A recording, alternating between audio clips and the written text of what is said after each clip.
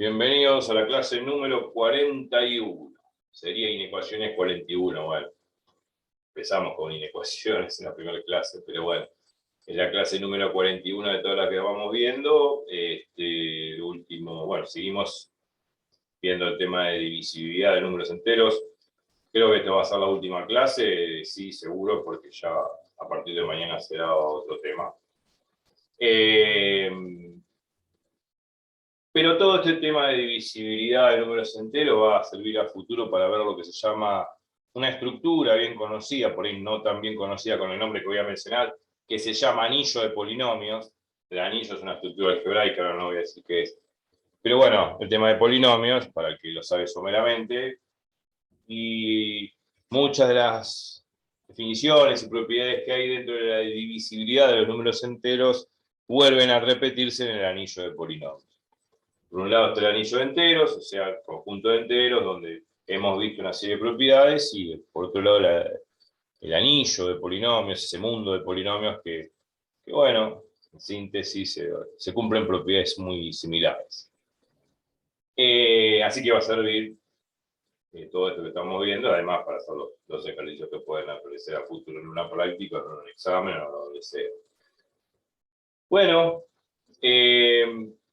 si esta es la última clase de divisibilidad, que es la clase número 41, 41 es un número primo.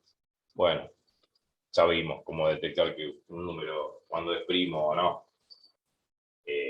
Obviamente, si no encuentro divisores menores a 41, o sea, que dividan a 41, significa que 41 es primo. O sea, si no encuentro números primos menores a 41, que dividen a 41, entonces, porque es un número primo, digamos. O más en general, digamos, si no encuentro divisores menores a 41, que dividen a 41, 41 es primo, porque obviamente 41 va a ser divisible por sí mismo y por la unidad. 41 divisible por 41 y 41 divisible por 1. Así que bueno, da la coincidencia que es un número primo. Y si no, tienen que utilizar el teorema de Eratóstenes que habíamos visto.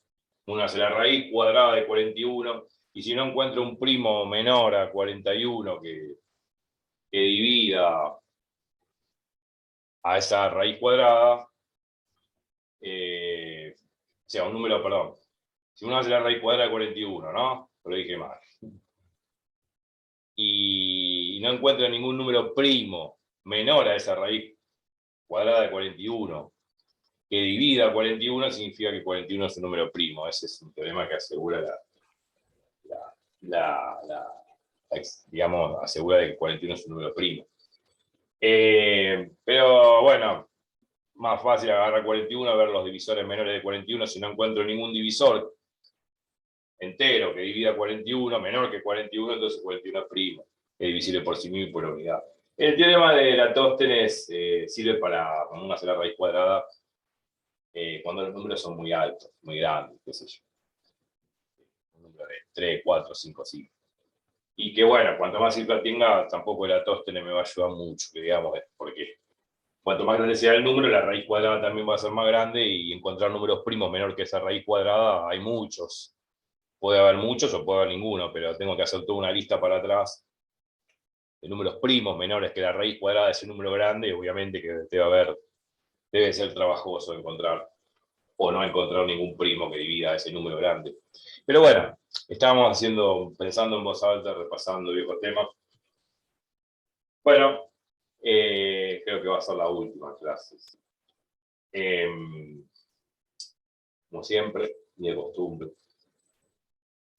Repasando lo último que se vio en la clase anterior. En el tema estábamos con mínimo común múltiplo, ya sabemos lo que es el mínimo común múltiplo, repaso los videos anteriores. La pregunta era la siguiente. ¿Cuánto vale el mínimo común múltiplo entre un número entero A y 1? A es un número entero y A es distinto de 0. Bueno, en principio, esto se traduce en una propiedad que es la que está acá abajo, propiedad 1, dice acá. Pusimos 1.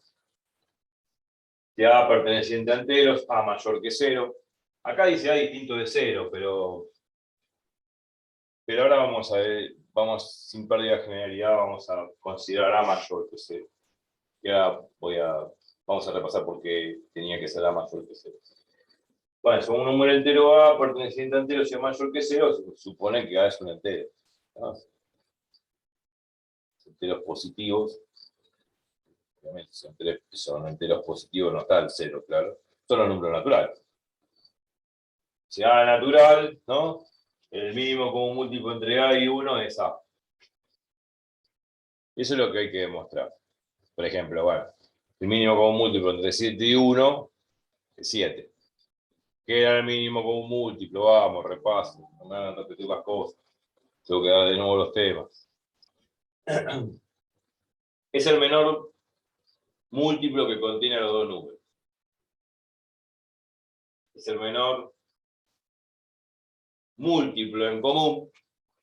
El menor, pero el menor múltiplo en común que contiene los dos. Que es divisible por los dos. Pero el menor. Obviamente que entre dos números enteros puede haber muchos números que son múltiplos de los dos. Y no hay un máximo como un múltiplo, hay infinitos. Ya lo vimos eso. Pero dentro de la lista de esos infinitos hay uno en forma descendente que va a ser el menor de todos los múltiplos en común a esos dos números. Y el menor de todos los múltiplos que hay entre esos dos números se llama mínimo común múltiplo. La palabra lo dice bien clarito.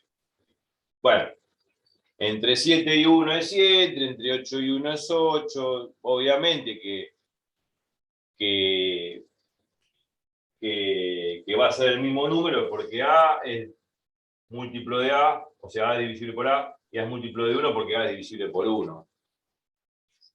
Bueno, ejemplos se pueden dar intuitivamente, pero eso hay que demostrarlo, o sea, eso no es decirlo así pensando en voz alta y mirá, yo te muestro con un par de ejemplos y tenés que estar convencido, no es así. La intuición puede fallar. Los ejemplos sirven para dar una idea intuitiva del asunto y decir, bueno, mirá, no va a fallar la propiedad, pero ojo, hay que demostrarlo formalmente, si no, esto no es matemática, qué sé yo, es divulgación científica, sino más historia. Esto es trascendente, nunca cambia, es algo formal, puro, y se tiene que demostrar, formal lógica. Bueno, ¿por qué yo acá puse A distinto de 0 y después acá refino en la propiedad A mayor que 0?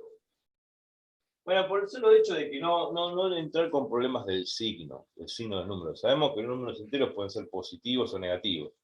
Distintos de 0 pueden ser positivos, que son los números naturales, o los números negativos, ¿no? El 0 no está porque obviamente A distinto de 0. Pero ¿qué pasa si A es negativo? Si acá hubiese puesto que A pertenece, si hubiese puesto la propiedad así, A perteneciente a enteros, implica esto, no es tan cierto. Porque si A llega a ser negativo, si A llegase a ser negativo, o sea, si A es distinto de 0, por lo tanto da el pie a que A podría llegar a ser negativo, claro. Entonces el mínimo común múltiplo entre A y 1 podría ser menos A. En el caso, por ejemplo, si A es positivo, ¿no? Si A es positivo, el mínimo común múltiplo entre A y 1 es menos A. Porque entre A y menos A, el menor es menos A. ¿Por qué menos A es menor? Porque los números negativos son menores que los números positivos. Estoy diciendo que A es positivo, ¿no? Por ejemplo, el mínimo común múltiplo entre 7 y 1. Uno dice, bueno, el mínimo común múltiplo entre 7 y 1 es 7. Bueno, perfecto, pero si yo digo que este número A tiene la posibilidad de ser distinto de 0, yo podría decir que el mínimo común múltiplo entre 7 y 1 es menos 7. ¿Por qué? Porque menos 7 es menor que 7. Y yo tengo que encontrar el menor común múltiplo de los dos. Y el menor común múltiplo de los dos entre 7 y 1 es menos 7, no 7. Entonces, para no entrar con ese jueguito del signo, que puede ser 7, menos 7, sin pérdida de generalidad, o sea, sin tener en cuenta el tema del signo y sin hacernos tanto matete, directamente consideramos A entero positivo, si es un número natural. Bueno, y por eso la escribí así. Esa es la explicación, pero no entré con el jueguito del signo. Ya lo expliqué. Entonces ahora, bueno, A es un número natural. Si es natural es positivo, entonces no hay problema de signo acá, a vida y por haber. Entonces el mínimo común múltiplo entre A y 1 es A. 1. Ese hay que demostrarlo. Yo di ejemplo. Cualquier número que meta, 7, 8, 9, 10, siempre con el 1, el mínimo con múltiplo es el mismo número. Entre 10 y 1, 10, entre 8 y 1 es 8, entre 7 y 1 es 7. Bueno, sí, pero hay que demostrarlo. ¿Cómo se demuestra esta propiedad? A, un número natural, mínimo común múltiplo entre A y 1 es A. Bueno, acá está la demostración que hicimos en la clase pasada. Clase 40. La demostración es por el absurdo.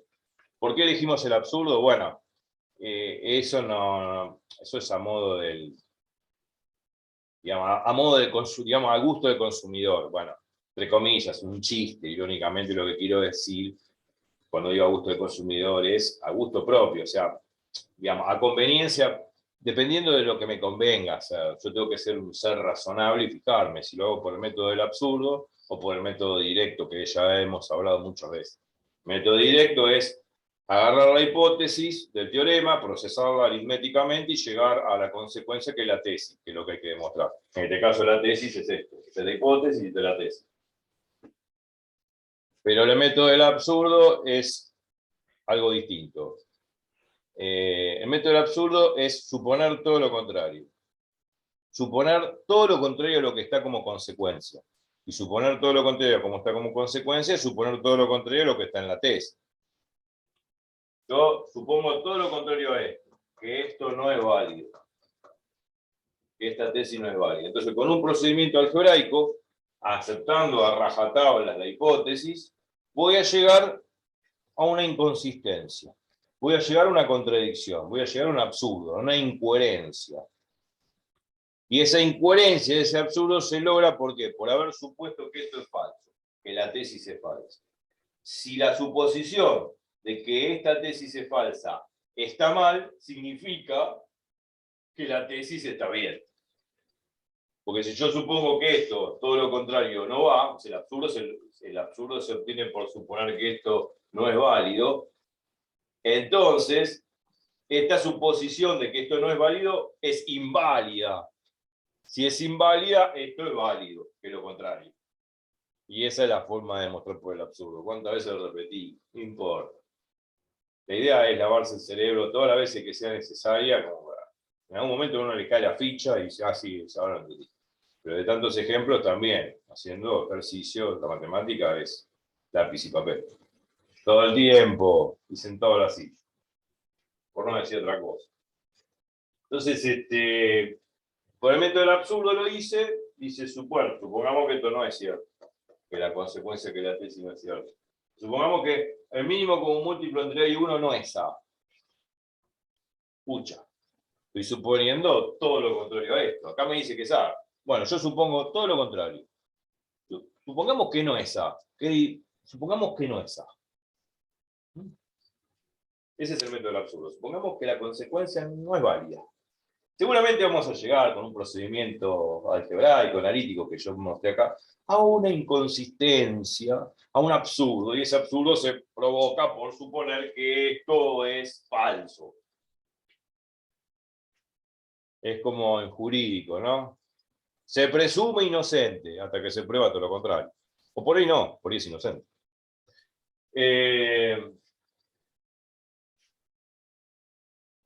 Bueno, supongamos que esto no, el mínimo con múltiplo entre 1 no es A. Si no es un valor M. M de mamá. ¿Por qué le puse M? Le puse Pedro, Juan, Ricardo, una letra. Una letra distinta de AM. Supongamos que M es obviamente un valor entero, positivo, obviamente, natural, y distinto de A. Obviamente, estoy suponiendo que esto no es A, que es distinto de A. Por lo tanto, le pongo otra letra, M. L, R, cualquier cosa. Bueno, esa letra M es distinta de A. Ahora, ¿cuál es la neda de la demostración? La siguiente. ¿Cuál es la llave de la demostración? ¿Cómo sigue el procedimiento algebraico analítico para poder llegar a ese absurdo? Aceptando a rajatablas la hipótesis esta de que A es un número natural. Eso sí. Y bueno, se llega así, con este procedimiento. M distinto de A. Si M es distinto de A, porque yo puse que acá esto es distinto de A, este mismo como un múltiplo es un M distinto de A, claro. Estoy suponiendo todo lo contrario de lo que está en la tesis. Si un número m es distinto de a, y esto lo digo para los números reales también, si un número m es distinto de otro, ¿qué puede pasar? Que m sea más grande que a, o que m sea más chico que a.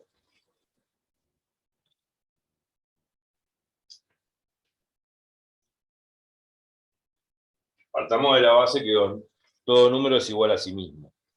2 es igual a 2, 3 es igual a 3. Pero 2 no es igual a 3. ¿Y qué pasa si 2 no es igual a 3? Bueno, 3 es mayor que 2. Sabemos que 3 es mayor que 2, porque 3 está a la derecha del 2. Todos los números que están a la derecha son mayores que los que están a la izquierda.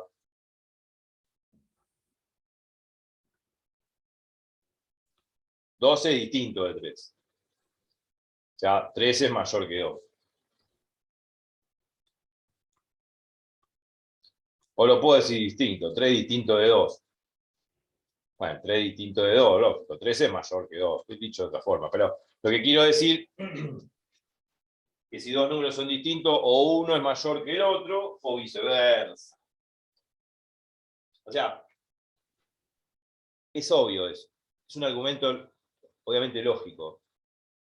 ¿Está?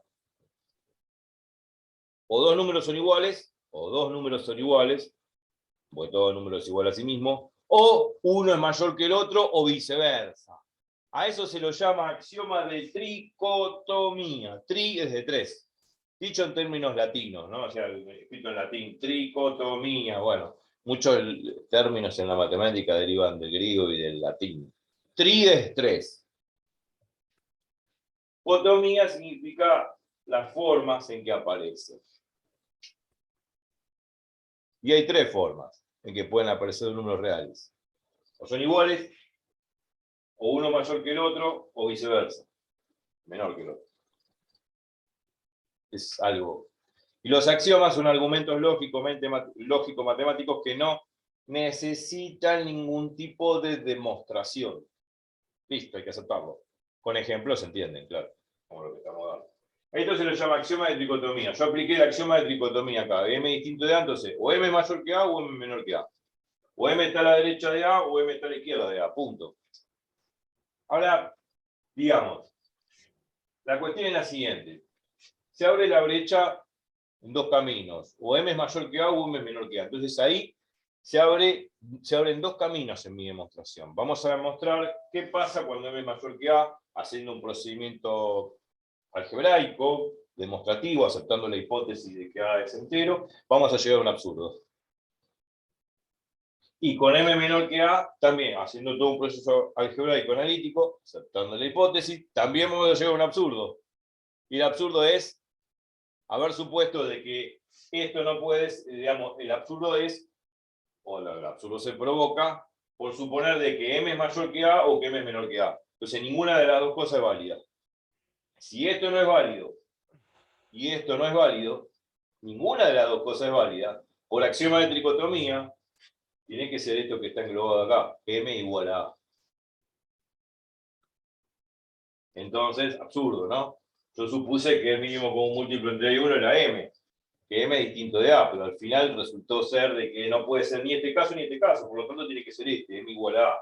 Por lo tanto, demostré fehacientemente la tesis, que es la consecuencia del teorema, por el método del absurdo. Lo digo en forma resumida, lo vamos a ver y lo vamos a repasar en conjunto. Entonces, bueno, lo primero, dice, vamos a suponer que M es mayor que A. Vamos a llegar a ese absurdo, ¿no? Entonces, supongamos que M es mayor que A. Si sabemos que el mínimo común múltiplo entre A y 1 es M, ¿no? M es múltiplo de A y de 1 al mismo tiempo. ¿No? Por definición de mínimo común múltiplo. Es el común múltiplo, mínimo común múltiplo, es el múltiplo en común a los dos. El menor de los, digamos, el múltiplo en común menor a los dos. O sea, el menor común múltiplo a los dos. El menor de los, digamos, el menor de los comunes múltiplos a los dos. El menor de los comunes múltiplos de los dos. Es el mínimo común múltiplo. Va. Entonces M es múltiplo de A y de 1 al mismo tiempo. Por lo tanto, Si m es múltiplo de A, m es divisible por A. O sea, si m es divisible por A, yo puedo hacer m dividido A y eso de acá. Acá es un entero. Porque m es divisible por A, o sea, A divide a m. Esa es por definición de divisibilidad, ya lo vimos tantas veces. Bueno, de la misma forma, si m es múltiplo de 1, m es divisible por 1. Significa que 1 divide a m, o sea, se puede hacer esta cuenta. M dividido 1 es m, que m me da entero, lógico. Todo número dividido 1 da el mismo número. 3 dividido 1, 3, 4 dividido 1, 4, 5 dividido 1, 5. Entonces estas dos cosas se cumplen. Porque m es múltiplo de A y m es múltiplo de 1 al mismo tiempo, pues es un múltiplo común. Y es el menor múltiplo común a los dos, por eso se llama mínimo común múltiplo. ¿Cuántas veces repito lo mismo? Me gusta igual. Pero está bien como para que quede bien en la cabeza. Muchas veces uno en una clase, lo entendí, después por ahí no tiene tiempo de repasarlo, o lo repasó, o no lo repasó bien y no le quedó claro, y siempre pasa así. La mente, hasta que se acomoda con el conocimiento, tarda un tiempo. No es una computadora que archivo información, la procesa con el CPU. No es así. La mente humana le tarda un tiempo en asimilar orgánicamente la información y procesarla hasta que la digiere y la entiende y se hace orgánico ese razonamiento, y eso es nuestro objetivo, que sea orgánico a la célula nerviosa el razonamiento matemático.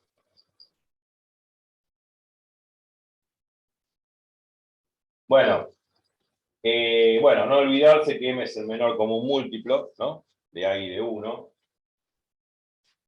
Pero sabemos que m sobre A es K, pues yo que lo dije, ¿no? A dividir a m, porque m es el menor común múltiplo de A y 1. Ya lo dijimos. Entonces, A divide a m.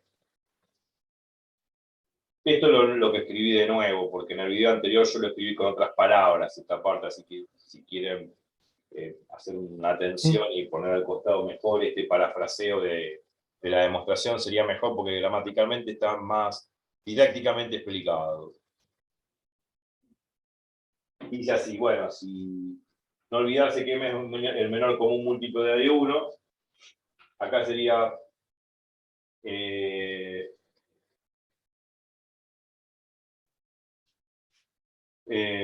sabemos que el pelo ese no me gusta, quizás. No. Vamos a poner una coma. M es el menor común múltiplo de 1. M sobre A es K, ya lo dije acá. Entonces A divide a M, obviamente, porque M sobre A da un K, que es un entero. ¿No? Porque obviamente M es divisible por A. Como A es múltiplo o divisible por A, y a su vez, A es múltiplo o divisible por 1, ¿está?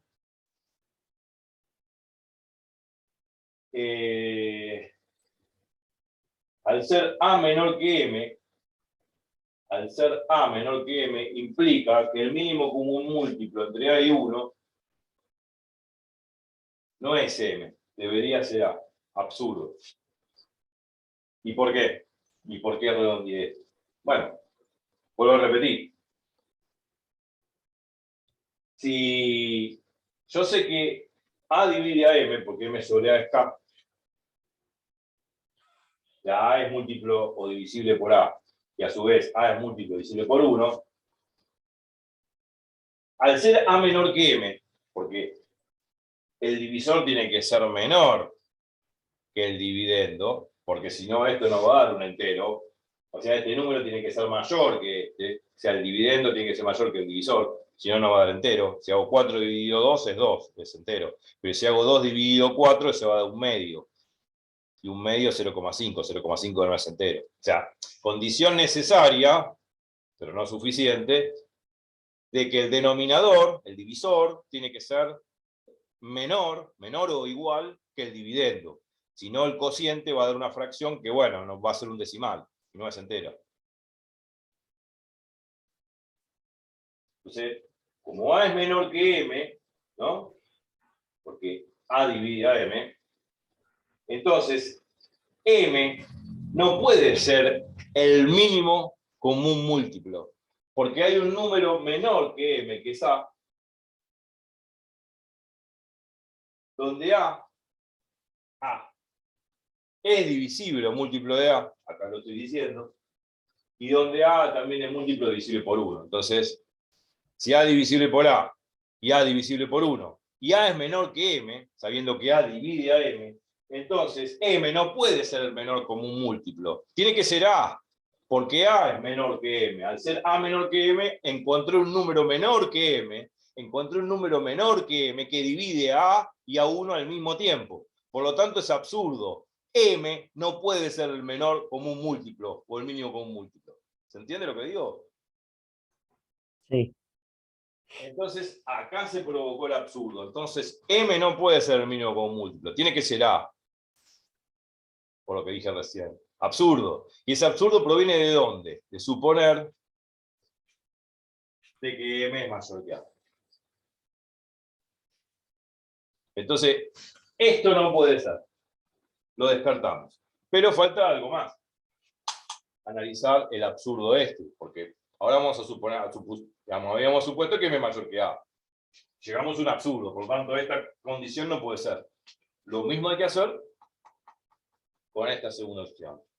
Con M menor que A vamos a también hacer todo un procedimiento algebraico, vamos a llegar a un absurdo. Y ese absurdo me está diciendo que tampoco M puede ser menor que A. Por lo tanto, como M no puede ser mayor que A, lo demostramos recién, y ahora vamos a demostrar que M no puede ser menor que A, como no puede ser ninguna de estas dos opciones, por el axioma de tricotomía, M tiene que ser igual a A. Por lo tanto, este M que puse acá no puede ser otra cosa que A. Y si no puede ser otra cosa que A, llegué a la tesis. Y ahí termina mi demostración. Entonces, vamos a demostrar el absurdo de la segunda parte. Ahora supongamos de que M es menor que A. Si sabemos que el mínimo común múltiplo entre A y 1 es M, ¿no? Porque eso es suponer por el absurdo, entonces M es el múltiplo de A y de 1 al mismo tiempo, otra vez lo mismo, la misma sanata. Si M es múltiplo de A, entonces M es divisible por A, M sobre A da un K, un entero, lo mismo que antes. Si M es múltiplo de 1, M es divisible por 1, M de 1 es M, M es entero, claro. Mismo que antes. Pero eso es un absurdo, ya, directamente. Porque no puede ser M sobre A igual a K un entero. ¿Por qué no puede ser entero M sobre A? Porque acá estoy suponiendo que M es menor que A, y por lo que dije antes, hace un par de minutos atrás, no sé si minutos o segundos, de que para que M sobre A, condición necesaria, sea un número entero, la condición necesaria, pero no suficiente, es de que el numerador sea mayor que el denominador. O en otra forma, el denominador A tiene que ser menor que el numerador M. Y acá me están diciendo que el numerador M es menor que el denominador A. Si el numerador M es menor que el denominador A, este cociente no puede ser entero. Es como si yo te dijese a vos o a ustedes, 2 tercios, 2 dividido 3. 2 dividido 3, no es entero, da 0,6 periódico, o sea, 0,6666, lo hacemos con la calculadora. Si hubiese sido, qué sé yo, 2 cuartos. 2 cuartos es 2 dividido 4. Si uno simplifica por 2 me queda un medio 0,5. 0,5, que sería acá, no es entero. Entonces, absurdo. Esto no puede ser un número entero, porque M es menor que A. Entonces, el absurdo proviene de suponer de que M puede ser menor que A. Por lo tanto, M tampoco puede ser menor que A. Entonces, no puede ser ni M mayor que A, ni M menor que A. No puede ser ninguna de estas dos opciones. Ninguna de estas dos. Por lo tanto, por axioma de tricotomía, me queda una sola opción, M es igual a A. Y por lo tanto, esta suposición que hice, de suponer todo lo contrario a la tesis, Está mal. No puede ser M distinto de A. Tiene que ser, esa M tiene que ser A. Esa M que está acá por axioma de tricotomía tiene que ser A. Por lo tanto, llegué a la tesis. Y ahí está demostrado. Parece que no, es una demostración sencilla, pero enfatizo el tema de razonar por el método del absurdo. Se llega a esa contradicción, a esa inconsistencia, a esa falacia, a esa incongruencia, por el solo hecho de suponer lo contrario de la tesis. Si yo llego a una contradicción por suponer todo lo contrario de lo que está en la tesis, supone que lo que está en la tesis es verdadero. ¿Qué es esto? Bueno, ahí terminó la demostración. Quizá esto lo agregué con otras palabras respecto al video anterior, pero para que se entienda mejor gramaticalmente qué es lo que quería hacer. Muchas veces el lenguaje humano es un poco áspero y un poco peligroso, porque muchas veces uno quiere explicarlo de una forma didáctica, pedagógica, y no le salen las palabras, pero bueno, creo haberlo puesto en una mejor forma esa parte, para que se entienda mejor. Pero el argumento sale por el absurdo, la demostración sale por el absurdo. Bueno, listo. Bárbaro. Entonces, todo esto viene a colación de esto de que hemos visto, de máximo común divisor y mínimo común múltiplo. Hay un sinfín de propiedades. Hay un montón de teoremas que rodean al tema de mínimo común múltiplo y máximo común divisor. Hay infinidad de teoremas que no los pienso dar porque esto es para un curso básico introductorio. Obviamente, si tuviese que dar una aritmética para gente de exactas o no sé, un curso de teoría de números, bueno, obviamente sería más profundo. Pero es un curso básico para gente que va a ingresar a la universidad, ¿no? Y que de alguna manera esto le va a servir a futuro en materias como álgebra y análisis matemático. Pero bueno, vamos a hablar de una propiedad muy interesante que liga, relaciona el máximo común divisor y el mínimo común múltiplo entre dos números enteros.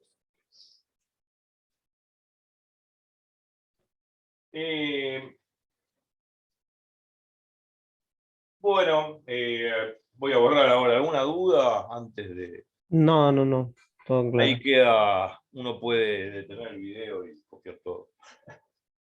Pero lo bueno, el nuevo que expliqué acá y con respecto al video anterior es esto, quizás el parafraseo es más didáctico. Bueno, listo.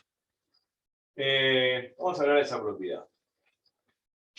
Voy a borrar todo porque ya no necesito esto.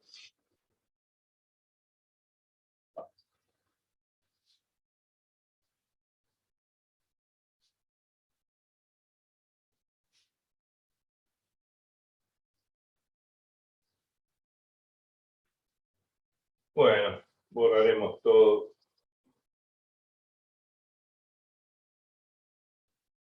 Esto lo repaso de la clase pasada, que siempre es bueno repasar lo último, porque muchas veces uno no se acuerda y además en la vorágine de todos los días uno está concentrado en muchas cosas diarias, trabajos, otros estudios, actividades, X, de lo que sea. Y uno no tiene presente la matemática esta todo el día, salvo que sea un robot, o salvo que sea un fanático, que tenga el tiempo, como existen y conozco, yo por lo menos soy fanático. Aunque me gusta también jugar al ajedrez, que es una buena forma también de hacer matemática en teoría de juegos. Pero bueno, en fin, uno también tiene sus distracciones. Una buena forma de distraerse dicen que es haciendo matemática. Por los entendidos dicen que los que estudian matemáticas no pueden llegar, tienen poca probabilidad de sufrir mal de Alzheimer. Es una enfermedad nerviosa. Aparentemente es un virus que va comiendo el tejido nervioso. Yo de alguna manera no voy a explicar eso acá porque no es mi campo de acción.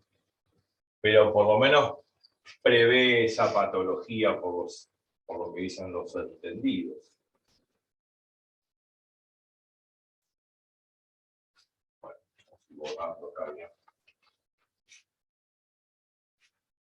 Es un gusto que uno se da. Hay gente que no le gusta las matemáticas igual. Pero lamentablemente hay que decirlo. Salvo las humanísticas, la matemática está incorporada no solamente a la vida real, sino a las carreras de todo. De todo que, bueno, obviamente, si sigo filosofía y letra, no voy a ver matemática, por ejemplo, o si sigo derecho, matemática. Pero la mayoría de las carreras, por lo general, tienen matemática. Así que bueno, no está de más el conocimiento, porque esto algún día lo vamos a usar. La pregunta de todo el mundo dice, ¿y para qué me sirve esto? Bueno, te va a servir cuando curses una materia en la cual vas a necesitar razonar esto. O sea que no importa que uno no se acuerde. Si alguna vez uno lo vio mejor, lo único que hay que hacer es retraerlo a la mente, como para poder ir en el repaso recordando cosas como son los axiomas, las definiciones, las propiedades, los teoremas y todo eso.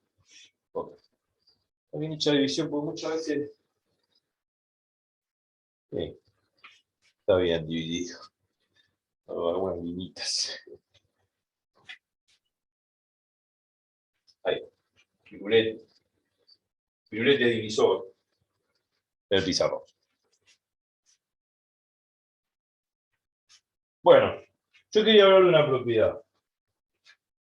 Siempre miro a la cámara para ver si está borrado y para que encaje bien lo que voy a escribir. A ver si estamos acá. Sí, ahí. Sí, se ve bien ahí. Ahí se ve bien, ¿no? Sí. Bueno, es una propiedad, un teorema que relaciona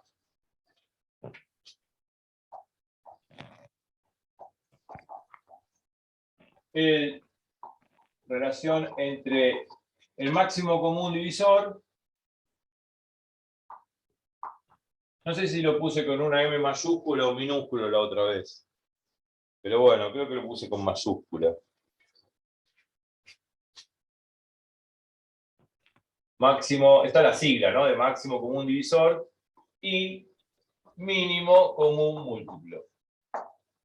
Es la relación, digamos, hay una relación a través de un teorema, de una propiedad, y que va a ser útil a la hora de hacer ejercicios. Tiene su demostración, claro, como todo teorema. Y la propiedad dice así. Propiedad. Pro, o teorema, ¿no? Propiedad. Sean A y B pertenecientes a naturales. Enteros positivos, ¿no? No hace falta poner perteneciente a Z, A y A y B mayor que 0. Supone que vamos a resumir. Todos los enteros positivos son naturales. Acuérdense que enteros positivos no está el 0, porque el 0 no es ni positivo ni negativo. El 0 es el elemento neutro. Sean A y B naturales. Entonces, a consecuencia, el entonces matemáticamente y lógicamente se hace con una flechita, que sería el implica, la consecuencia final, que es la tesis del teorema. Entonces, esto dice así. A por B, o sea, el producto de los dos números naturales, de los positivos, es igual a el máximo común divisor de A y B por el mínimo común múltiplo entre A y B. Una interesante propiedad, vamos a remarcarla, redondearla. Tiene su demostración, es sencilla la demostración, no es difícil. La demostración de esto se puede hacer, una de las formas es por el teorema fundamental de la aritmética, ese que decía que cualquier número entero se puede componer como un producto de potencias de números primos. Cualquier número entero que no sea 0, lógico. Y que no sea 1 ni -1, porque 0 y 1 y -1 no son números primos. Y tampoco se los puede descomponer en números primos, claro. Cualquier número entero, una vez uno lo dice así, cualquier número entero se puede descomponer como un producto de potencia de números primos, no. Cualquier número entero entre comillas, que no sea ni el 0, ni el 1, ni el -1. Claro. Se puede descomponer como un producto de potencias de números primos. Creo que Gauss también tiene una demostración de eso en su famosa obra Disquisiciones Matemáticas, escrita en latín por alrededor de 1800. Algo de Gauss habré en mi canal, en el canal que doy clases particulares habré dado cosas, también lo di online, o sea, lo di en el canal en vivo en directo, y en Historia de la Matemática, que es otro canal que tengo también. En 1800, creo. O antes. Sí, el libro de Disquisiciones Matemáticas se publica en 1801, él lo escribe en 1796, 98. No importa. Gauss hizo muchas cosas. Muchísimas. Ya desde los 5 años era un genio, así que. Bueno. Y otra forma de demostrar esto es utilizando el algoritmo de Euclides, en el cual nunca expliqué máximo común divisor a través del algoritmo de Euclides, y su consecuencia como corolario el teorema de Bézout. Bézout es Bezout con Z. Bezout. Un matemático así, francés. Se puede demostrar también este teorema. Pero no, digamos, si lo tuviese que demostrar, utilizaría el teorema fundamental de aritmética, que es lo que hemos visto, porque para calcular el máximo común divisor no utilicé el algoritmo Euclides, por lo tanto tampoco pude utilizar el teorema de Bézout. Así que bueno, hay varias formas de demostrar, nunca sabe los límites de cómo poder llegar a demostrar un teorema, o sea, hay varias formas de demostrar un teorema. Hay 564 demostraciones del teorema de Pitágoras, por ejemplo. Una de ellas lo hizo un presidente norteamericano llamado James Garfield. Creo que lo asesinaron, ¿no? Pero hizo una demostración matemática del teorema. O sea, lo que quiero decir, más allá del teorema de Pitágoras, el teorema de lo que sea, muchas veces los teoremas de propiedades tienen varias formas de demostrarse. Uno no sabe cuántas formas puede haber, pero es difícil. Complicado un tema filosófico. ¿En cuántas formas se puede demostrar un teorema? ¿No? Bueno, el teorema es este. Es útil porque muchas veces uno, bueno, por ejemplo, ¿no? Yo hago el producto de los dos números, me dan dos números enteros, A y B, ahora vamos a hacer un ejemplo. Hago el producto de los dos números naturales, ¿no? Un producto de dos números naturales. Y después, qué sé yo, le saco el máximo común divisor a esos dos números naturales. Bueno, aplicando esta formulita, puedo sacar el mínimo común múltiplo. ¿Por qué? Porque paso esto multiplicando, dividiendo acá abajo, y me queda el mínimo común múltiplo. Listo, ya está. O sea, las propiedades y los teoremas sirven como para resumir la vida, para simplificar la vida, ¿no? Si un teorema, una propiedad, me sirve para empeorar la vida o el cálculo o a volverme loco, la verdad que no la usaría. No sería una propiedad. En realidad sería un tormento infernal. Pero bueno, la idea es esa. ¿Qué sé yo?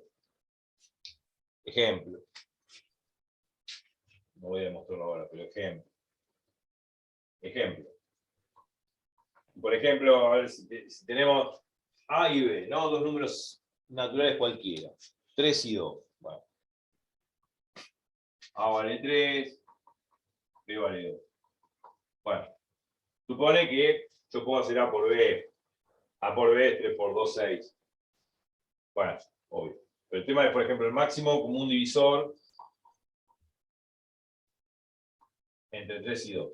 ¿Cuál es el máximo común divisor entre 3 y 2? ¿Cuál es el mayor divisor común que divide a 3 y 2?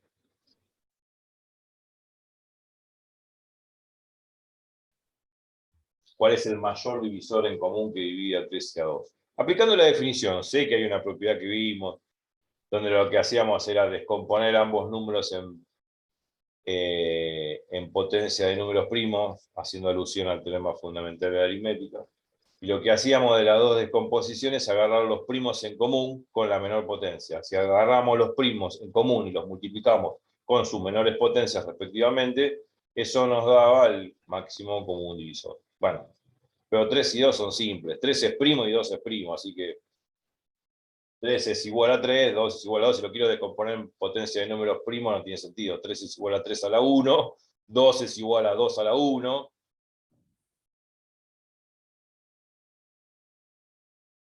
No tienen primos en común. Ese es el problema. No puedo digamos, si quiero utilizar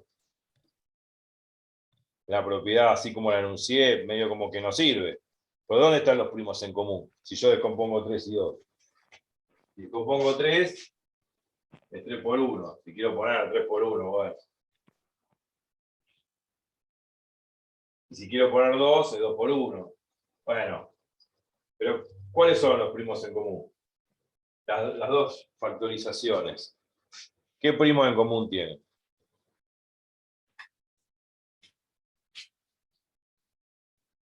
¿Cuál es el número primo en común a las dos factorizaciones?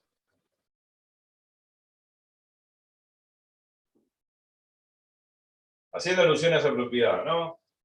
Factorizamos los dos números, ¿no? Por el teorema fundamental de la aritmética como potencia de número primo. Acá es 3 es 3 a la 1, si queremos poner por 1. El 1 no hace falta ponerlo, porque todo número multiplicado por número es el mismo. 2 es igual a 2 a la 1, por 1, tampoco el 1 hace falta. Bueno. Y agarramos de esas dos factorizaciones los primos en común. Los primos en común con su menor potencia. Agarramos los primos en común con su menor potencia y los multiplicábamos. Y eso nos da el máximo común divisor. Entonces, vamos a aplicar esa propiedad. ¿Qué primos en común tienen estas dos descomposiciones o factorizaciones? ¿Qué primos en común hay entre esas dos? Pregunta. A ver.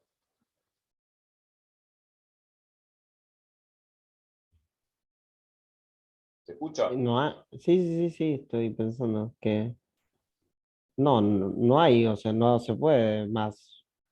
No hay primos en común.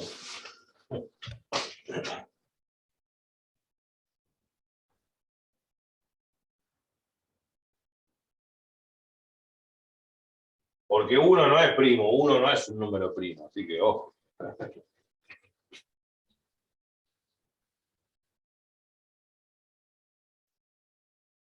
Entonces, ¿puedo sacar el mínimo común, el máximo común divisor entre dos números? Y no. No. Bien. Pero yo justamente cuando enuncié esa propiedad, lo que había dicho que los dos números A y B, ¿no? Tenían que ser números distintos de cero, sin pérdida de generalidad, supongamos A y B naturales, así ya son positivos y no incluyen al cero. Pero cuando decía que si en la factorización de ambos números no encuentro primos en común, ¿qué significa? ¿Cuál es el único divisor que divide a los dos? El único número divisor que divide a los dos en común es el 1. Y a eso lo decíamos números coprimos. Los números coprimos son todos aquellos cuyo máximo común divisor vale 1. Es el único divisor máximo posible, bueno, y en común, que divide los dos al mismo tiempo. O sea, 3 y 2 no tienen primos en común.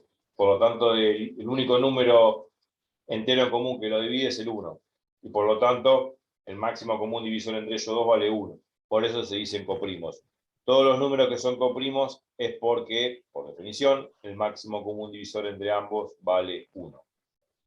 Eso es lo que yo había agregado en esa propiedad de la clase, de la anteúltima clase, esta es la 41, en la 39, 38, mencioné eso. Y lo habré repetido varias veces. Esa propiedad yo recuerdo, la fui construyendo de a poco. porque eso de coprimos y de que A y B tienen que ser enteros positivos, o sea, naturales, lo fui agregando después. Y al final quedó como decoración final la propiedad esa, ¿no? A y B naturales, el máximo común divisor, en todo caso, entre esos dos números naturales que no tengan ninguna, digamos, no tengan ningún primo en común, si se coprimos, el único divisor posible, no queda otro, es el 1. Y ese sería el máximo común divisor entre ambos. Por lo tanto, el máximo común divisor acá, ya, sería 1. O sea, acá pongo pero, la propiedad decía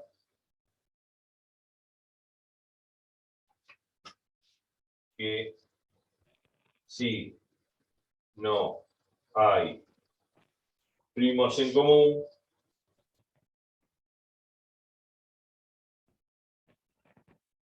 entonces son coprimos.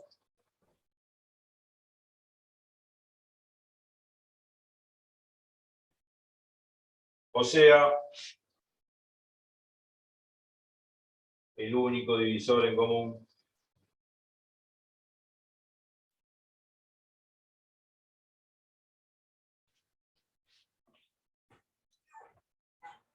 entre ambos números es 1.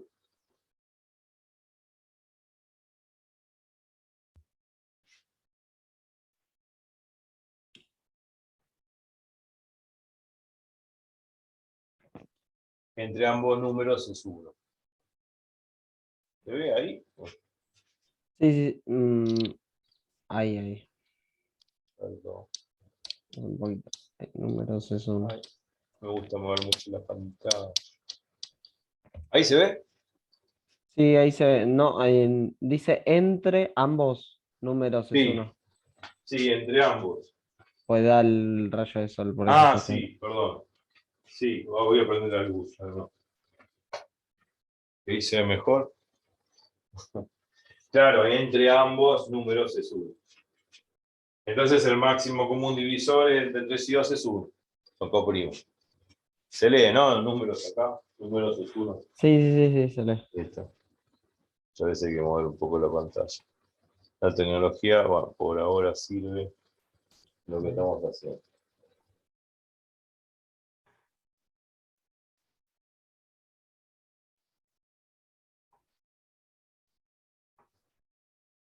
Sí, esa propiedad la había anunciado, la fui construyendo de a poco. Decía, al principio, bueno, dice dos números enteros, enteros cualquiera, positivo, negativo, bueno. Y descomponí y factorizaba los números por el teorema fundamental de la aritmética. Entonces, los primos en común, el producto de los primos en común con la menor potencia sería el máximo común divisor. Los primos en común, el producto de los primos en común con la menor potencia es el máximo común divisor. Pero después dije, bueno, pero guarda porque si digo A y B entero, puedo incluir al 0, el 0 no se factoriza, y bueno. Y después también puse naturales, y el que no lo puse A y B enteros positivos, o sea, naturales, para no tener problema con el signo, ni qué sé yo, y sin pérdida de generalidad, consideré dos números A y B enteros positivos, o sea, A y B naturales.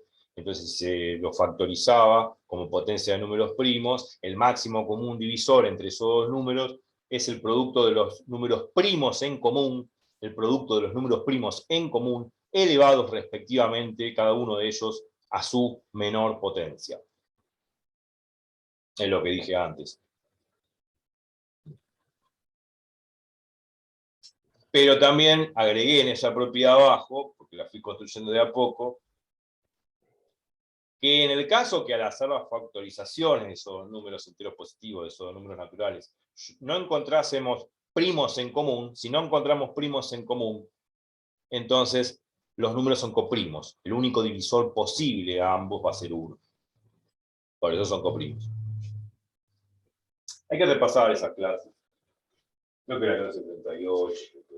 Bueno, entonces acá el máximo común divisor entre 3 y 2 es 1. Si yo hubiese querido, sin rememorar, ¿no?, esa propiedad que la fui construyendo de a poco, que recién la repasamos, si hubiese querido sacar el máximo común divisor por la definición, era más fácil, porque máximo común divisor. El divisor común a los dos que divide a ambos. El mayor divisor en común que divide a ambos. El mayor divisor en común que divide a ambos. Esa es la definición de máximo común divisor. Bueno, 2 no puede ser, porque 3 dividido 2 no es un número entero, es 1,5. 1,5 no es entero. 3 es mucho menos, ¿no? Porque 2 dividido 3 es 0,6. 0,6 periódico, no es entero. El mayor divisor posible en común a los dos. O sea, el mayor divisor en común que divida a los dos al mismo tiempo. Dicho en otra forma. Bueno, no hay el 1, no hay otro. Si quiero algo más grande del 1 no voy a lograrlo. 2 no puede ser, porque 2 divide a 2, pero 2 no divide a 3. Porque 3 medios, 3 dividido 2 es 1,5, no es entero. Y si digo que es 3, menos. 3 divide a 3, pero 3 no divide a 2, porque 2 tercios es un número 0,6 periódico, no es entero. Es el 1, bueno. Con la definición, hoy tampoco puede llegar a convencer mucho, pero intuitivamente se entiende. Si no, aplico la propiedad y bueno, logro el cometido, como lo vimos la vez pasada. Es un de paso, ¿no? Un ejemplo tonto y muchas veces uno da el ejemplo tonto y no recuerda bien las cosas, y por más tonto que sea, si no recuerda bien las definiciones y propiedades, no sirve de nada seguir con el ejercicio. Por eso vale repasar constantemente y repetir insistentemente todas las definiciones, axiomas, propiedades, todo. Es muy importante eso. Bueno, y llegó la hora de preguntarse quién es el mínimo común múltiplo a todo esto. Entonces,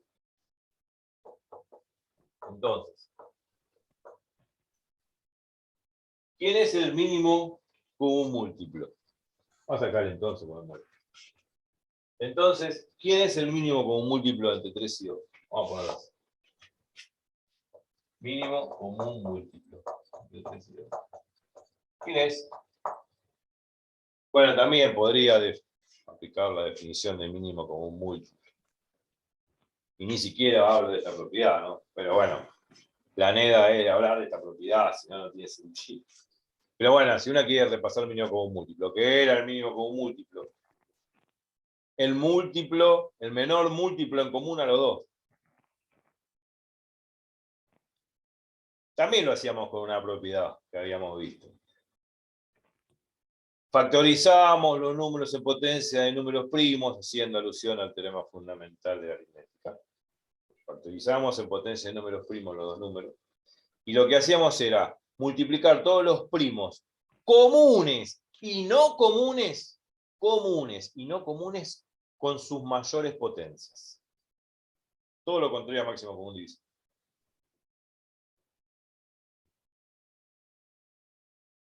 Aplicando esa propiedad, ¿no?, supone que esos dos números A y B tienen que ser, sin pérdida de generalidad, mayor que C, enteros mayores que 0, o sea, números naturales.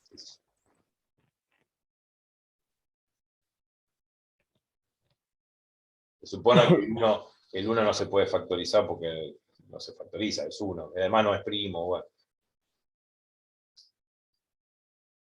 Bueno, si factorizamos el 3, ya lo factorizamos.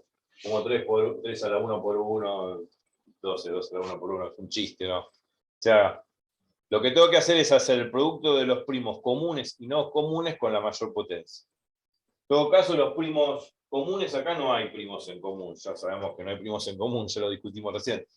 Pero los no comunes, ¿cuáles son? El 3 y el 2. El 3 a la 1 y el 2 a la 1.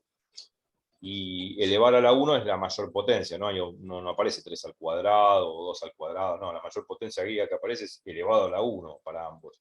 Entonces el mínimo común múltiplo por definición, bueno, por propiedad, más bien, la propiedad que mencioné recién, el mínimo común múltiplo entre 3 y 2 no es otra cosa que 3 a la 1 por 2 a la 1. Aplicando la propiedad es el producto de los primos comunes y no comunes elevados a su respectiva, a las mayores potencias. En este caso, no hay primos en común, los únicos primos que hay son los no comunes, que son el 3 y el 2. Bueno, 3 elevado a la 1 es. Elevado a la 1 es la mayor potencia, no aparece 3 al cuadrado, acá ni acá tampoco. Y acá también 2 a la 1, su mayor potencia es 1, ¿no? No aparece 2 al cuadrado, 2 al cubo, ¿no? Entonces, bueno, 3 a la 1 por 3 a la 1, 3 a la 1 por 2 a la 1, aplicando la propiedad, calculo el mínimo común múltiplo. Esto va a ser 3 por 2, 6, y listo. Apliqué esa vieja propiedad, ¿no?, que habíamos visto. Y si no aplicamos la definición, pero es más fácil la propiedad, ¿no? El menor común múltiplo a los 2 es 6. 6 es el menor común múltiplo a los 2 que contiene al 3 y al 2, o sea que es divisible por 3 y por 2. 6 dividido 3 es 2, 6 dividido 2 es 3. Entonces el menor común múltiplo de los 2. Bueno, pero ¿qué pasa si yo no quiero aplicar la definición, no quiero aplicar la propiedad que mencioné, que habíamos visto? ¿Qué pasa? Entonces, observación. Si no quiero aplicar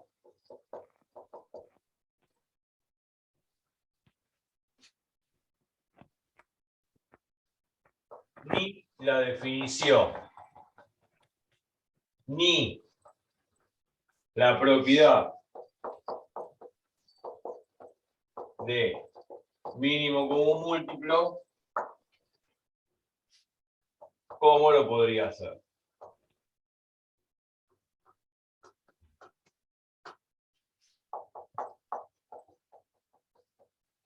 Bueno, aplicando esta hermosa propiedad.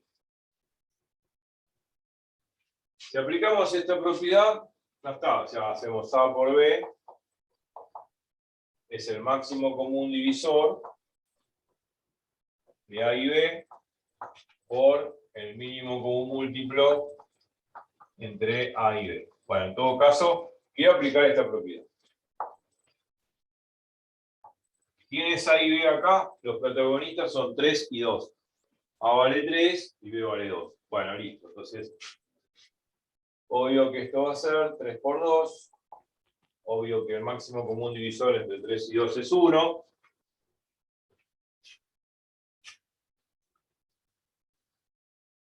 Por el mínimo común múltiplo que no conozco. Bueno, sí, lo conozco porque ya lo apliqué. Pero supongamos que no lo conozco.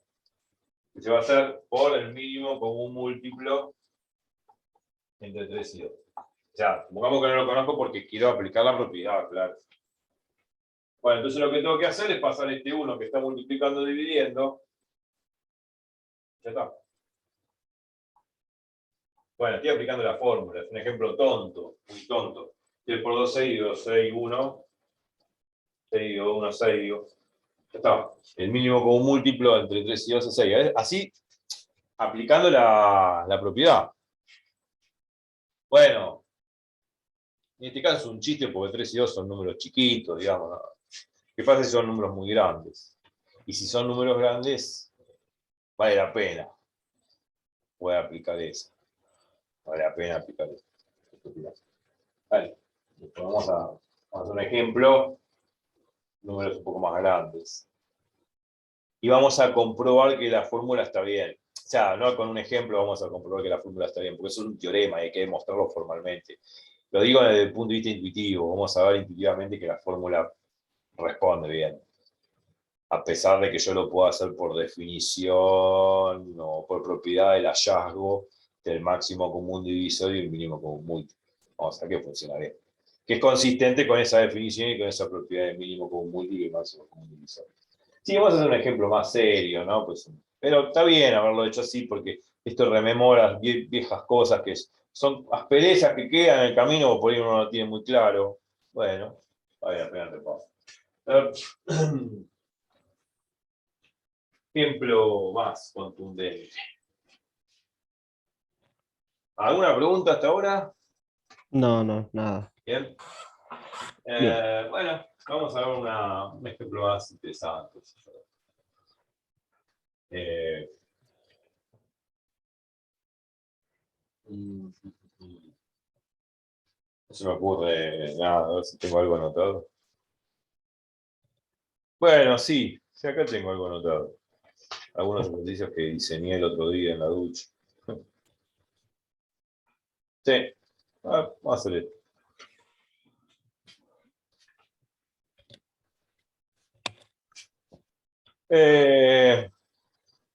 Sí, es entre 180 y...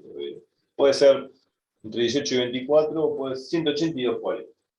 Pongamos que A vale 180 y B vale 240. Se me ocurrió cambiar el ejemplo que tenía anotado. Vamos a hacerlo así. Bien, vamos a ver. Vamos a borrar acá. Voy a chequear el video.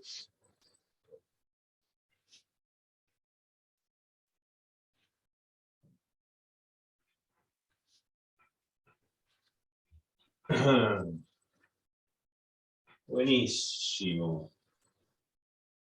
Vamos a un lindo ejemplo ahora.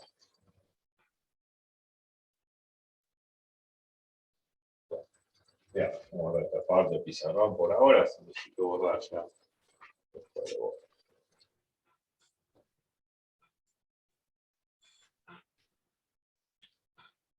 Bueno, supongamos, a ver, otro ejemplo. Ejemplo 2.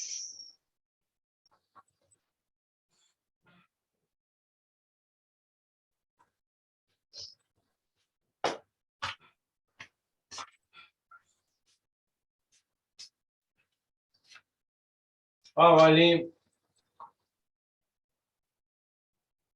180 y B vale 240. Al principio del ejemplo lo tenía todo, la A igual a 18 y B igual a 24, pero bueno, lo hacemos más grande. Vamos a tardar un poco más en factorizar ambos números. No importa. Ahí es. Realmente aplicar esta fórmula para sacar alguna de las dos cosas, máximo común divisor o mínimo común múltiplo, sino compararlo con las propiedades y definiciones de ambos, ¿no? De máximo común divisor y mínimo común múltiplo, y ver que es consistente todo, ¿no? Que no hay inconsistencia, que todo cierra con todo, o sea, todo, digamos, digamos, todo condice con todo, digamos.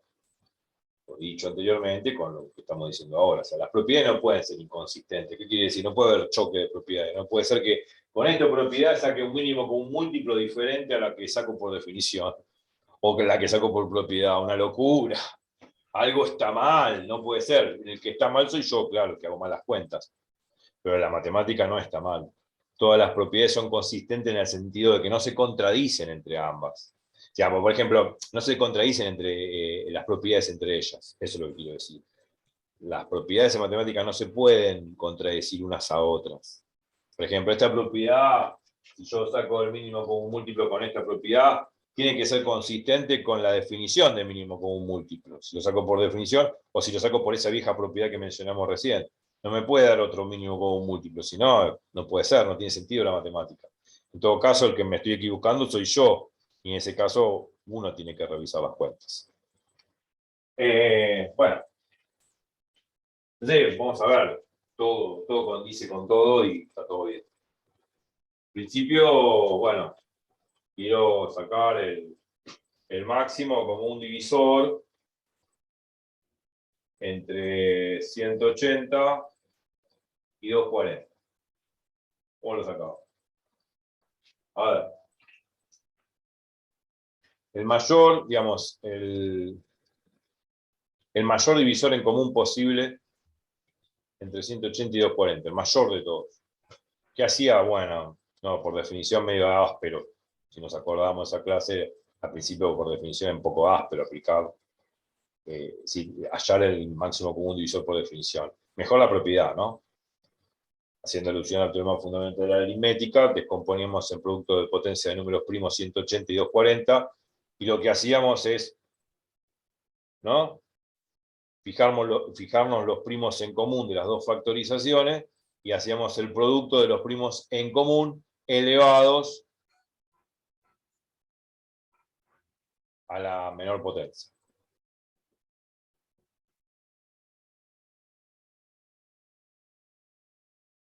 El producto de los primos en común elevados a la menor potencia es el máximo común divisor, el mayor divisor en común que divide a los dos números al mismo tiempo. Haciendo alusión de esa propiedad.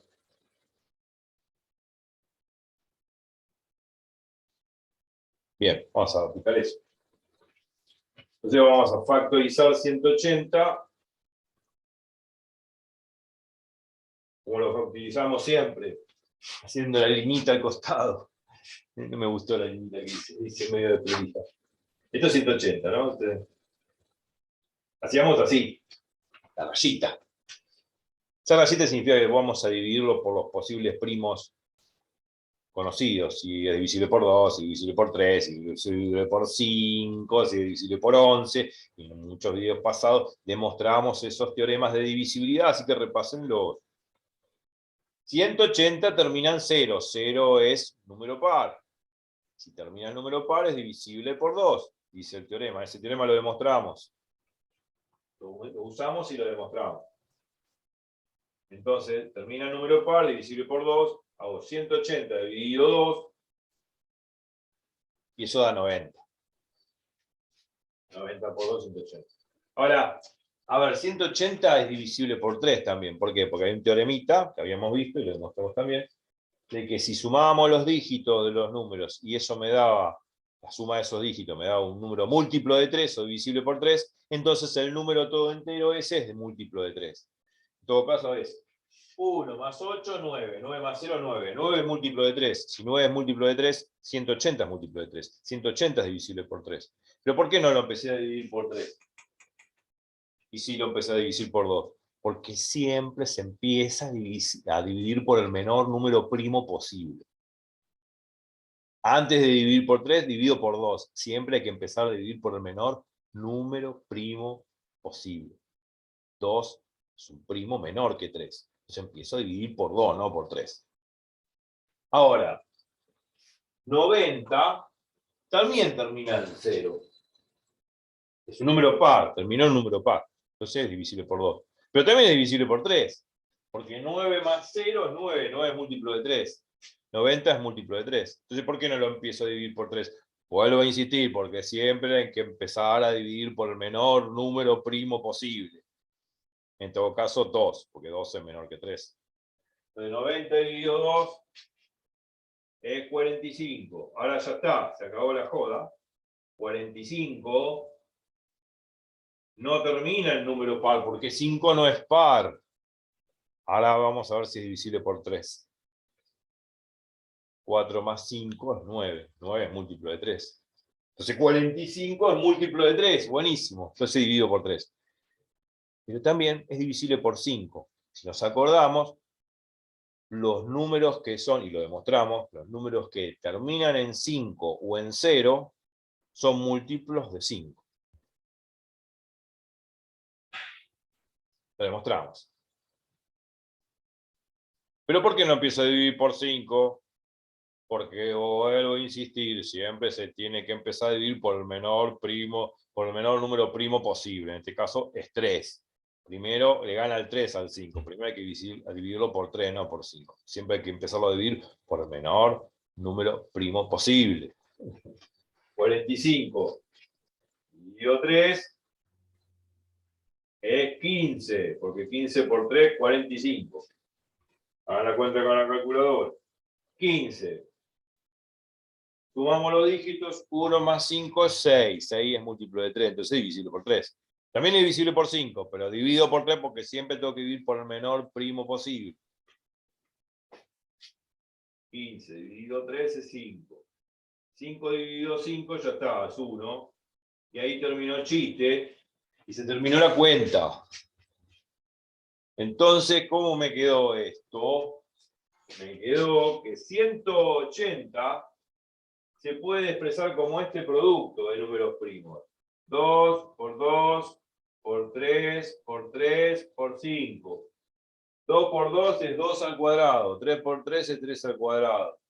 O sea que esto me queda 2 al cuadrado por 3 al cuadrado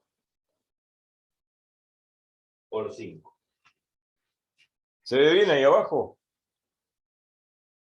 Sí, sí, 2 a la 2, 3 a la 2 por 5. Exacto. Así que pongo después.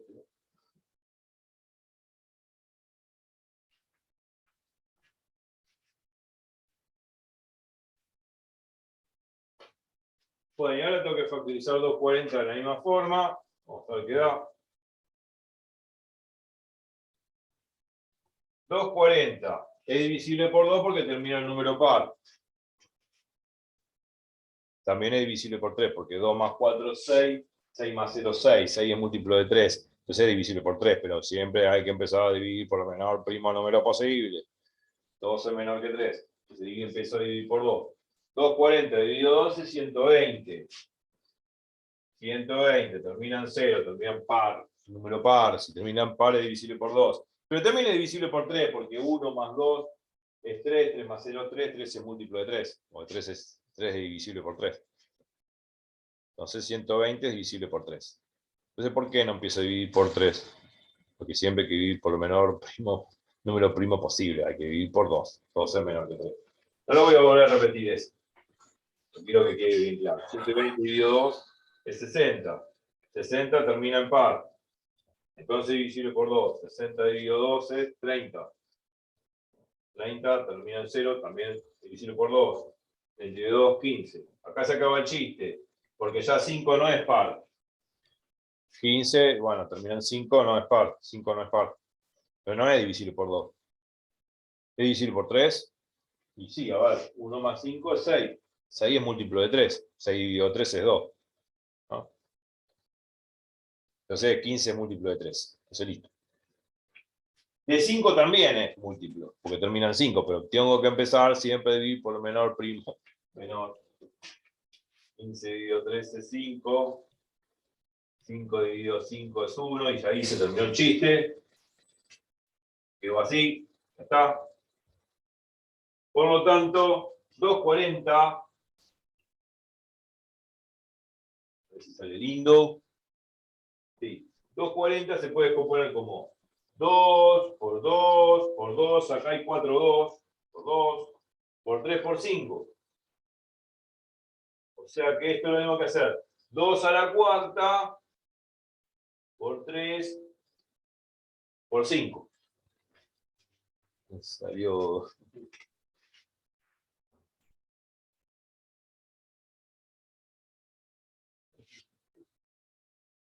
Me sale 5.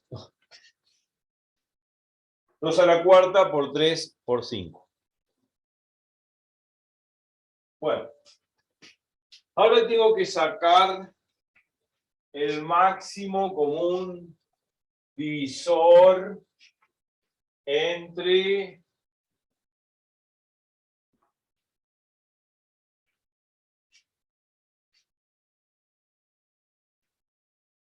el 180 y 240. El máximo común divisor entre 180 y 240. ¿Cuál es? ¿Lo ven ahí? Sí. No quiero mover mucho. Voy a bajar un poquito así, porque quedo pegado al video.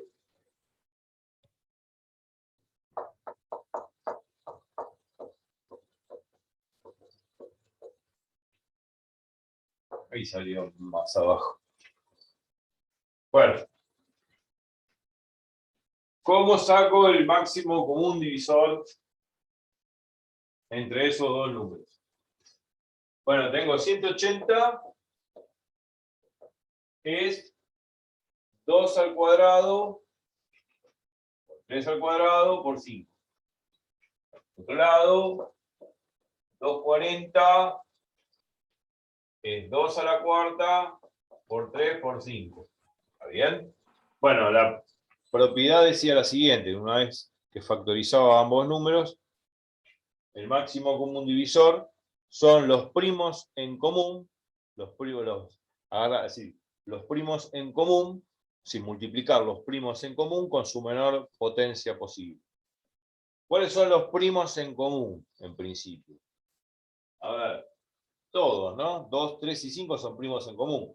El 2, el 3 y el 5 se repiten acá, el 2, 3 y 5, con diferentes potencias, claro, pero son primos en común al fin.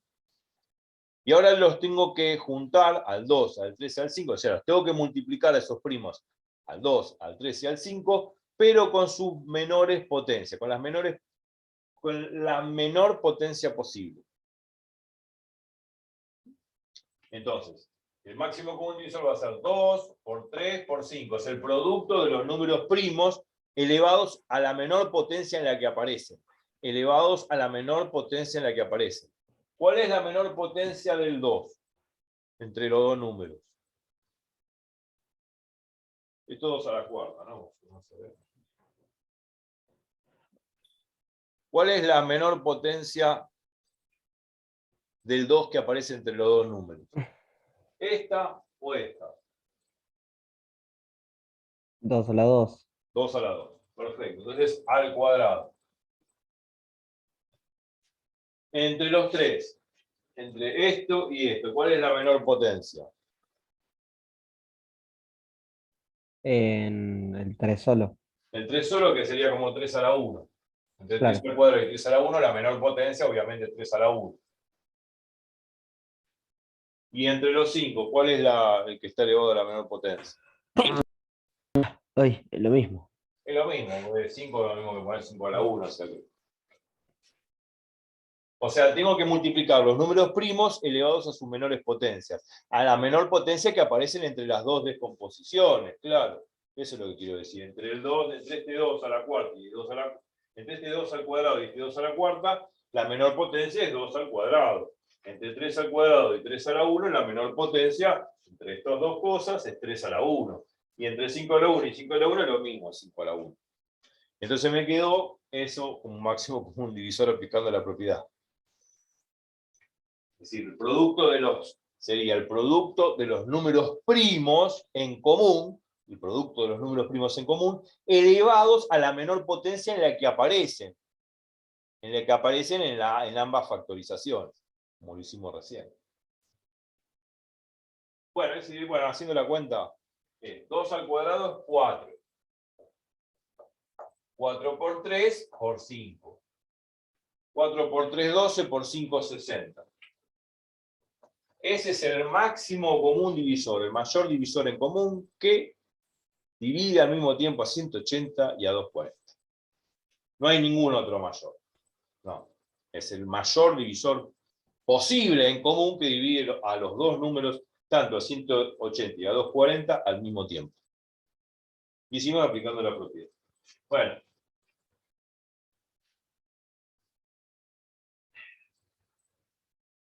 Y ahora por esto no borré la observación. ¿Qué pasa si quiero calcular el mínimo común múltiplo? Sí, está bien, puedo aplicar la definición, la propiedad. Pero si no quiero aplicar ni la definición ni la propiedad de mínimo común múltiplo, ¿cómo lo podría hacer? Aplicando esta propiedad, que está acá, que la enunciamos recién. Obviamente que los números van a ser distintos. Entonces, bueno, puedo aplicar la propiedad.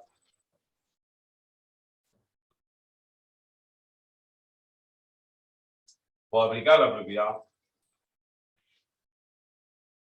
Bueno, A y B. A supone que 180, B 240. Bueno, 180 por 240. Igual al máximo común divisor entre 180 y 240.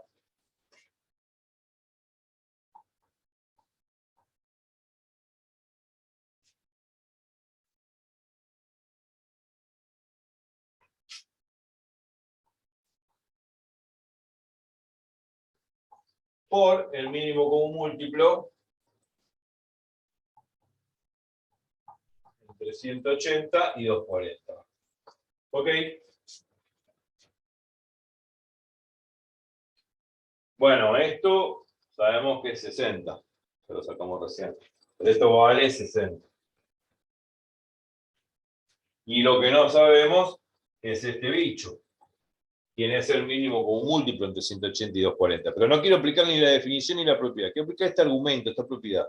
Que ya en un tiro lo saco y se acabó. Se terminó. Bueno, lo que tengo que hacer, este 60 que está multiplicando esta incógnita, que es el mínimo común múltiplo, la paso dividiendo al primer miembro. Entonces me queda 180 por 240 dividido 60. Y esto me queda el mínimo común múltiplo entre 180 y 240. Bueno, hay que hacer la cuenta, claro. Bueno, a ver, la cuenta es fácil. Acá simplifico los ceros. 180 dividido 60, si uno lo quiere hacer a la calculadora, bueno, los ceros se pueden simplificar, ¿no? Porque 180 es 18 por 10, 60 es 6 por 10, el 10 es de arriba se simplifica con el de abajo. Bueno, 18 dividido 6, simplifica por 6, 1. Queda un 3 arriba. Me queda 3 por 240. 3 por 240, una esa calculadora. Bueno. Da 720. Antes por 4, 2, después 6 a 7. Da 700. El mínimo común múltiplo entre 180 y 240 es 720. O sea, el menor múltiplo en común que contiene tanto a 180 y a 240, el menor, pero es el menor de todos, en común, es el 720. No hay otro menor. No hay un número menor de... No hay un número, no existe un número menor de 720 que sea múltiplo en común, o sea, múltiplo al mismo tiempo de 180 y de 240. Que sea múltiplo al mismo tiempo de 180 y de 240. No hay un número menor que 720. Es el menor posible común múltiplo, es el menor posible o el menor múltiplo posible que contiene a ambos. Que es divisible por ambos. No hay un número menor a 720 que sea divisible a 180 y a 240 a la vez, o al mismo tiempo. Imposible. Porque este es el menor posible que encontré. Por eso se llama mínimo común múltiplo, la palabra lo dice. Bueno, y ahí quedó. Ahora, ¿qué pasa si yo quiero probar que eso está bien? Sí, está bien porque la propiedad lo dice. Esa propiedad tiene una demostración, ya dije de qué forma se pueden demostrar. Se supone que queremos que la propiedad está bien, yo la aprendí así también, claro. Pero vamos a ver que funciona bien, que las cosas son consistentes intuitivamente, por lo menos con un ejemplo, ¿no? Que quiere decir que vayamos a hacer una demostración. Vamos a sacarlo por otro lado, el mínimo común múltiplo. Y vamos a ver que coincide con este 720 aplicando esta propiedad, esta receta. ¿Cómo haríamos? ¿Cómo sacaríamos el mínimo común múltiplo sin aplicar esta receta? ¿Cómo saco el mínimo común múltiplo entre 180 y 240? Sin aplicar esta receta. ¿Cómo lo haría?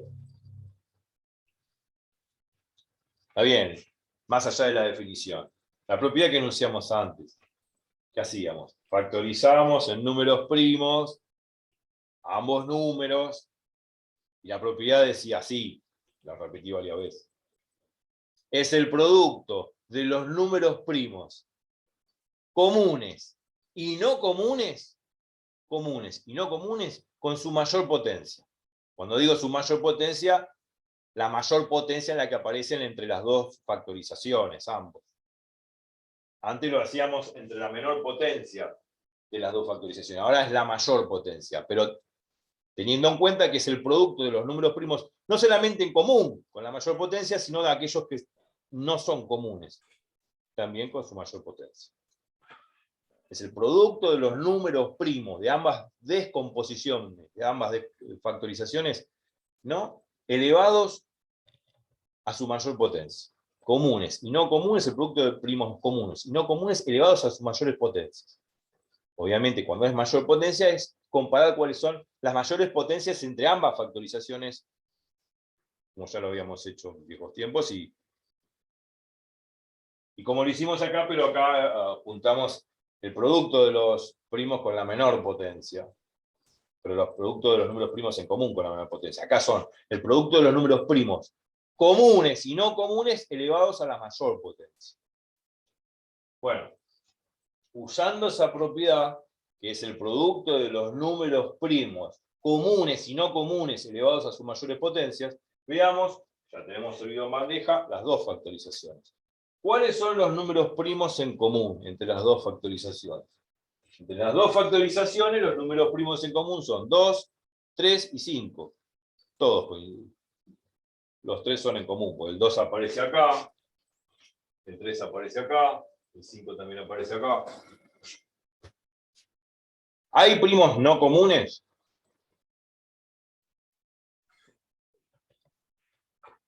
Pregunta. ¿Hay primos no en común? Sí, ¿Cuál es el primo no en común? en común sería que se divide por sí mismo o por uno. No, primos no comunes a ambas factorizaciones. ¿Cuáles son los primos comunes a ambas factorizaciones? El 2 aparece acá, el 2 aparece acá, entonces 2 es primo en común. El 3 aparece acá, el 3 aparece acá, entonces 3 es un primo en común a ambas factorizaciones. El 5 aparece acá, el 5 aparece aquí, también acá, entonces el 5 también es un primo en común a ambas factorizaciones. Mi pregunta es todo lo contrario. ¿Cuáles son los primos que no son en común entre ambas factorizaciones? No, no hay. No hay. Entonces no hay primos no en común a ambas factorizaciones. Todos están en común en este ejemplo. O sea, primos no comunes en ambas factorizaciones no hay. Entonces, bueno, eso descarto eso.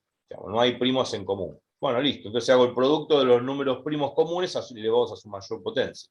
Porque como no comunes no hay, no los tengo en cuenta en el producto. Entonces, los primos en común elevados a la mayor potencia, ¿cuáles son? Bueno, primos en común es el 2. El 2 aparece acá y el 2 aparece acá, por eso son en común. Pero elevados a la mayor potencia. Entre estos dos, ¿cuál es la mayor potencia? Y 2 a la 4. 2 a la cuarta. 2 a la cuarta es mayor que 2 al cuadrado. Entonces, 2 a la cuarta. Por. Ahora viene el 3. Acá aparece 3 al cuadrado y 3 a la 1. 3 es un primo en común. ¿Cuál es la mayor potencia entre 3 al cuadrado y 3 a la 1? Y 3 a la 2. 3 a la 2, o sea, 3 al cuadrado. Y después el 5. 5 a la 1 y 5 a la 1 es 5 a la 1. Son lo mismo. Lo mismo. Si hacemos ese producto, 2 a la cuarta por 3 al cuadrado por 5, debería dar 720. Vamos a ver. 2 a la cuarta es 16. 16 por 9. Y después hay que multiplicarlo por 5. Yo no tengo la calculadora, pero si uno hace 16 por... bueno, si uno hace 9 por 5 da 45. Y si uno hace 45 por 16, ¿a qué es igual? No tengo la calculadora. ¿Cómo? No tengo la calculadora. ¿Cuánto da el 45 por 16? 45 por 16. 740. ¿700? 40. 45 No, por 16. 720. 720. Ahí. Bueno, ¿qué quise hacer aplicando la definición? Demostrarle que si yo aplico esta receta, esta propiedad, el mínimo común múltiplo con esta receta me tiene que dar lo mismo que aplicando la vieja propiedad que conocíamos, de factorizar los números, factorizar ambos números y hacer el producto de los números primos comunes y no comunes elevados a la mayor potencia. Aplicando esta propiedad que estoy mencionando o esta receta deberían coincidir los dos caminos. O sea, debería dar tanto 720 acá como 720 acá. Si no me da lo mismo, no es que la matemática esté mal. La matemática es consistente, las propiedades no se contradicen, no se chocan. Los que nos equivocamos somos nosotros. Y si nos equivocamos nosotros, tenemos que revisar la cuenta. O sea, no puede ser que por un camino me dé el mínimo como múltiplo de 182, 40, 720 y por otro camino me dé otra cosa. No, es una cosa de loco. Tengo que revisar. Hay algo que está mal. Bueno, perfecto. Esta propiedad, esta receta, nosotros la podemos demostrar con el teorema fundamental del cálculo, de la aritmética, perdón. Es otra cosa. El teorema fundamental de la aritmética, que dice que cualquier número entero se puede, cualquier número entero, entre comillas, ¿no? Distinto de 0, que no sea ni 1 ni menos 1, que no son números primos, cualquier número entero distinto de esos tres se puede factorizar como un producto de potencia de números primos.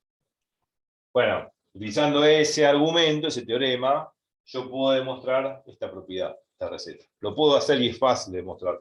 No lo voy a hacer, no lo pienso hacer, porque a pesar de que es fácil, no suma nada al conocimiento. Es algo más cultural, de saber la demostración.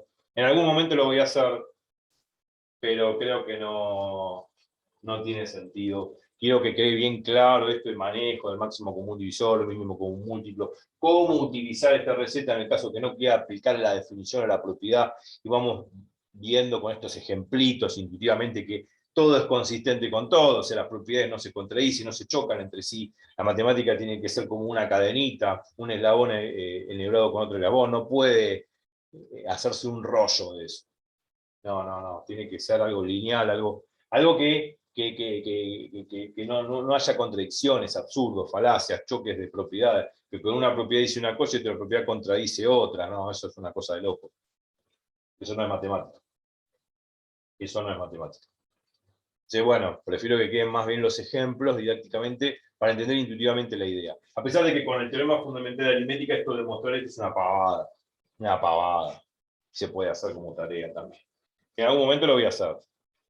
Pero me parece que no. Hasta acá corto, acá termino el ciclo de la divisibilidad de números enteros, que en realidad hay muchas más cosas, muchísimas más propiedades y argumentos. Y en teoría de números, es una materia dentro de ciencias exactas, es algo infinito, digamos. Hay muchas cosas más. Esto es lo más básico que hay. Por estos videos son orientados para la gente que recién comienza con esto y que le va a servir para las prácticas y para sus futuros exámenes. Y bueno, el ciclo terminó con números de la división de números enteros. La clase que viene vamos a comenzar con función lineal. Las funciones lineales tienen mucho que ver con las ecuaciones lineales que hemos visto en las primeras clases.